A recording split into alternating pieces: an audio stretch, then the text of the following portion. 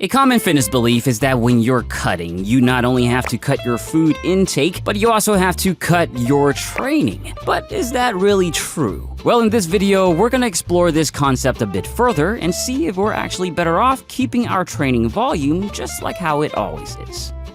Reducing your training volume while cutting might seem fairly logical. A deficit means fewer nutrients for the body, which means reduced energy and recoverability. So naturally, to avoid excess fatigue and recovery issues, we should dial back our training. Eat more, train more, eat less, train less. Makes sense. At least you would think so. But in reality, in the matter of cutting, reducing your volume isn't exactly necessary, although it's also not a bad thing. Thing is, there can be some benefits to maintaining your usual higher volume training. The most obvious reason is that it can help you with your cuts by burning more calories, which is always a welcome bonus, albeit a small one, but in some cases, it might just be the difference in achieving a calorie deficit. Another reason why you want to keep volume the same is to maintain training familiarity. Consistency is a huge factor in terms of goal adherence. Changing things up might not be the best option if it affects your training motivation, efficacy, habit, and so on. This is not always the case, but definitely something to consider if you are someone that might find it difficult adjusting to changes. So not a bad couple reasons for sticking to your usual volume, but the reason probably most of you clicked on this video for is finding out whether different training volumes affect your oh so precious gains differently. In this case,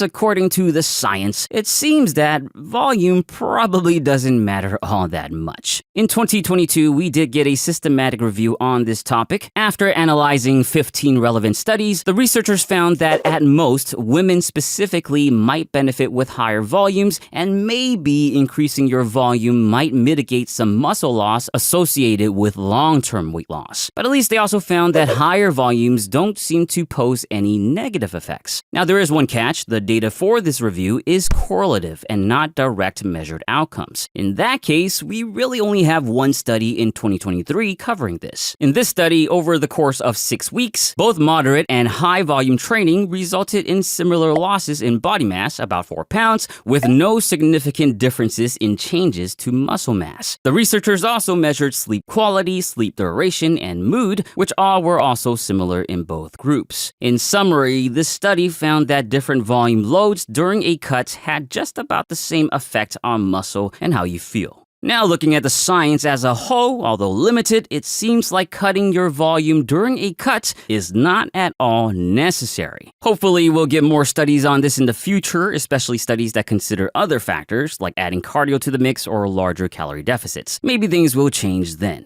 But for now, if you were to ask, should you train less during a cut? The answer to this question is the age-old phrase of, it depends. More specifically, it depends on which benefits you personally prefer. Again, more volume means more calories burned, which can help with cutting. It might also help with consistency. But less volume can be beneficial too because it means less time spent at the gym and less acute fatigue during your workouts. One thing we do know though is that regardless of volume, keeping protein intake at least moderately high is very important during a cut. So yes, get your protein. But for our training, luckily, we do get a bit of wiggle room to work with. Personally, I like keeping things high because my insecurity said I can't leave the gym without looking like I'm about to pass out. Other than that, if you enjoyed this video, please give it a cutting thumbs up and share it with your volume-loving friends. Subscribe for more and let me know what you think in the comments. As always, thank you for watching and don't forget to get your protein.